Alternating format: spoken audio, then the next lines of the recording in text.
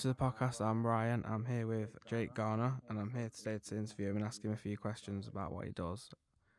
How have you found it working at BBC Radio Nottingham? I've been there for 10 years, so there's been a lot of ups, a few downs, but mainly ups, which is always part of the role. But I really enjoy it. It's something that I aspired to do since I was in school, and when I used to volunteer at Hospital Radio, I used to drive past the BBC Island on the way there and think, oh, one day I'll make it in.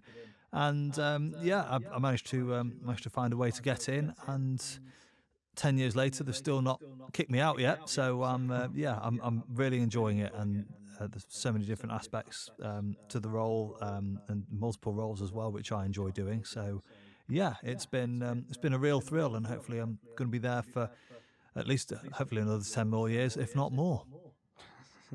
Well, what advice would you give to someone who wants to go into the sport journalism industry? I'd probably say to focus on something that you focus on a specific area that you really want to do. I think saying I want to go into sports journalism is like saying I want to work in an airport. There's loads of different roles that people can do. So my advice would be to sort of pinpoint something that you're passionate about, that you enjoy doing, and hone in on those skills. I think for me, something I wanted to do was football commentary, although at the time I didn't know I wanted to do it until I actually had a go at it at Hospital Radio, and I just got a real taste for it and wanted to go to every single game. So I'll sort of use my experience as an example, but I volunteered and made demos using the football commentaries that I'd done for Hospital Radio, and then when I got to Radio Nottingham and was working behind the scenes, rather fortunately, we're having a bit of a changing of the guard when Colin Slater retired and Charlie Slater took on Notts County. That then left an opening for Mansfield Town, for the Mansfield Town job, during which Colin Frey, our boss, obviously Forest commentator as well, he asked if I wanted to give it a go, and so and I've not stopped since. That's 7 years ago now, so it's been so that's been good fun. But going back to your original question, I think gather as much material as you can. That's probably my advice, and volunteer, and make sure that you don't think that any job is beneath you, even if it's Put yourself out there. Yeah, exactly. Even if it means going to games in the pouring rain and writing a match report for a lower level Sunday League team, that doesn't matter, because they're not looking for who you're writing for or who you're reporting for. They're looking for if you can do it, and the more you do that, then the better chance you have of getting into the industry. How did you get to where you are now in your journalism career? Blagging it, I think. No, it was. I think saying yes to most things, or almost everything, in fact, and not turning down any opportunities that are given to you. I think when you start, when you do get a break, it's important to sort of not. How do I describe it?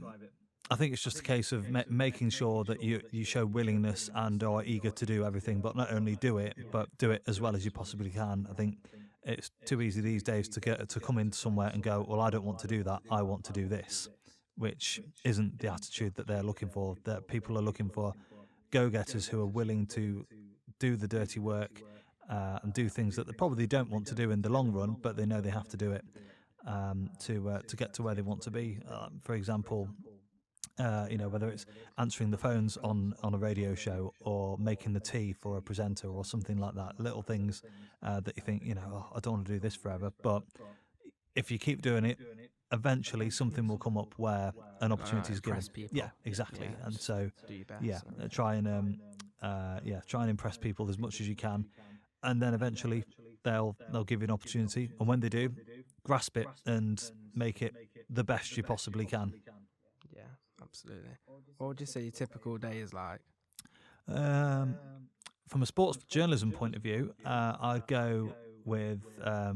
It varies really, because no day is ever the same. Which is, I know it's a bit of a cliche answer, but in terms of a match day, the day normally starts probably the actual night before, because I'll be preparing my notes and The previews. the previews and things like that. So I'll be knuckling down and watching highlights from from previous games. I'll probably contact our colleagues at Radio Northampton, for example, to get some information from them about how they're playing and whatnot, and information on key players. I then take out my trusty notebook, which has been a godsend, where I jot down all the notes that I need for the game. And if I don't do that, then I don't feel prepared for a game. It's one of those where you think like, oh, yeah, once I've done those notes, you're sort of in that mindset that you're ready for it. And so, yeah, once I've done the notes, try and get as much sleep as I can before a game, and then get up nice and early. Make sure you're sort of well prepared, well breakfasted and fresh and ready to go. And then I normally try and aim to get to a match. Say if it's a 3 o'clock kickoff, for example, I'm trying to get there for 12:30 at the latest, because even though we're not on air until 2, there's so many things that could go wrong in that time. So if you get there at 12:30, you've then got an hour and a half to nullify anything that might go wrong. To prepare for yeah, it, exactly. in case So anything goes wrong. yeah, and then when you're at the game, you're preparing the team news, you're speaking to colleagues and things like that. You're taking photos. You're basically filling all the time you can until 2 o'clock starts, and then once the match day music goes, you're immediately in it. You've got to do the team news, and then depending on who else is playing, it depends on how much airtime you might get. If all 3 Nottingham League clubs are playing, then you'll probably get less, because obviously we're focusing on Forest and Notts County. And then as soon as it gets to about 10 to 5 to 3, you get the jingle, and then all of a sudden you're on, and then you're talking constantly for 90 minutes. And then afterwards, depending on how the result goes, immediately you're thinking, right, what do I have to ask Nigel Clough, for example? So I get some questions prepared, and go and ask him. And I aim for sort of like 4 or 5 minutes of post-match stuff. Maybe get a player as well for 3 or 4 minutes if I can. Pack up and go home, and then get ready for the next one. So it's a long day, particularly when it's like a long away day.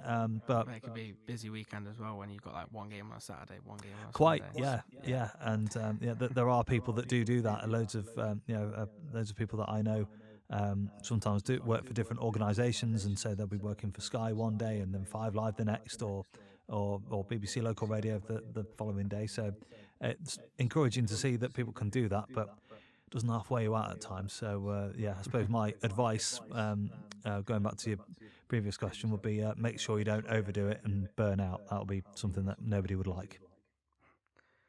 What qualifications do you need to get into the industry?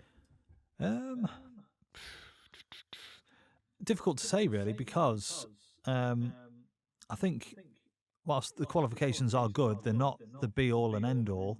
I think obviously why you're gaining your qualifications for sports journalism, for example. I mean, they didn't have a sports journalism course when I was at university. I did radio production, but I suppose that puts you in good stead. But you can't really substitute getting that experience and getting out there and learning from other people. So in terms of the qualifications, get the ones that you might think are relevant. So media studies and maybe English, journalism as another one, sports journalism. So I think there's more better suited qualifications now than what there was.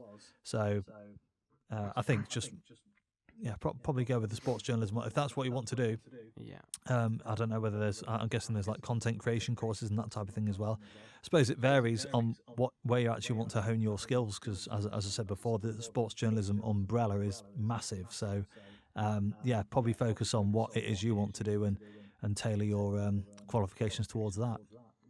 What has been your best experience doing what you do? Ooh, best experience. I'd probably go with the promotion season with Mansfield for me was like a career highlight. I was going to say commentating at Wembley, but Mansfield got beat 3-0 by Port Vale, which it was going great until about 3:20 on that Saturday afternoon. So, but seeing Mansfield get promoted and being a part of it was a career high for me. I think having waited for it for ages, and obviously for a lot of fans it was a lot longer.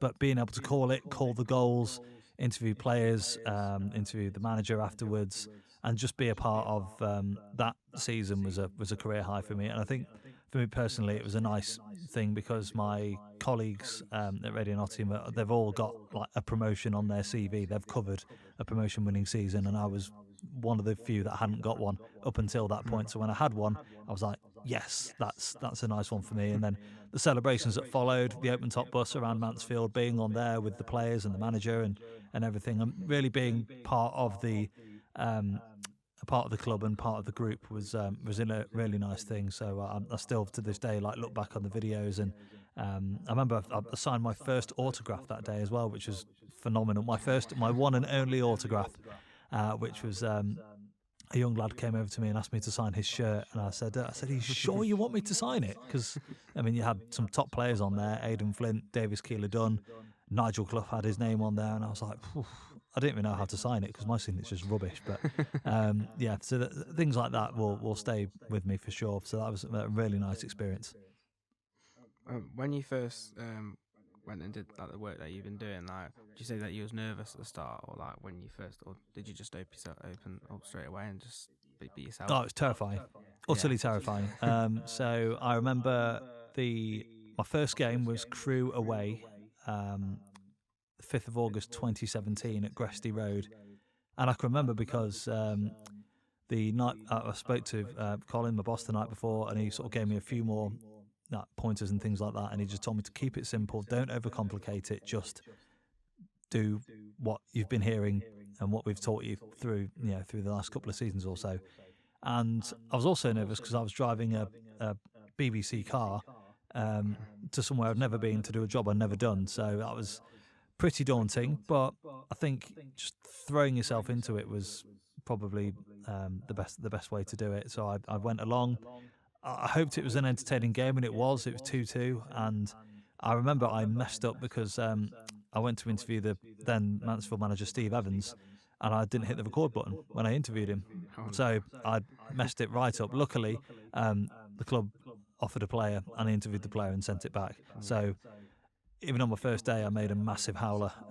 So yeah, that didn't go brilliantly in that regard. But I just remember coming away from it thinking, okay, I've done one now. I've done one game, and hopefully I can build from there. Calmer the next game. Yeah. Because I suppose there's so much that you don't really think about in terms of going into a new stadium. Doing all the preparation and the connecting back to the studio, all that stuff that I'd never done before for the BBC anyway, and so once that was all done, and I remember I hung around to hear the goals back because even though we weren't doing full commentary at the time, we could still commentate off tube, not off tube, sort of not live on the radio, so to speak. But they could clip the highlights and put like a minute of them on. So we used to do that. And so I remember staying behind to listen to the goals, and I stayed behind for that long that I got locked in the ground. So that was it was a mixed day in terms of I was gutted about the interview afterwards, but in terms of having done it, that was a great experience, but terrifying to start with. Yeah, but have you met any famous people during what you did? Yeah, quite a few. I suppose more so in the production roles that I've had while I've been at Radio Nottingham over the 10 years. Probably the most famous, Robert Plant from Led Zeppelin was one. He came in and did an interview with Dino, the presenter, and he was great, really lovely, really sweet. He gave me a little wave as he walked in, and I fangirled and was like, ooh, yeah. So that was really nice. Obviously meeting various football managers and players from years gone by. I remember Martin O'Neill rang me in Sainsbury's once. That was something else. Yeah, it was just releasing a book, and I got in touch with his publisher to see if he could come on and do an interview, and he rang me back. And this when he was the Forest manager. He wasn't the Forest manager then at that point. It was after his tenure, but he was releasing a book about being a Forest player. And beyond, and his other highlights of his illustrious career. And I was stood there in the one of the aisles at Sainsbury's doing my shopping. My phone rings, unknown number. I answer it, and it's softly spoken, lovely Irish Martin O'Neill. So so that was really cool. I couldn't quite believe it. Yeah, famous people. We speak to a lot, which is quite nice. We get offered guests all the time, really, depending on whether they have a movie coming out or a book or a new TV show, something like that. So, yeah, we try and speak to as many as we can. Sometimes in person, other times on Teams or Zoom or uh, any means necessary, really, as long as we get them. We'll wrap it up there. Cool. Thank you. All Thank right. you. No, my pleasure. Thanks for having me.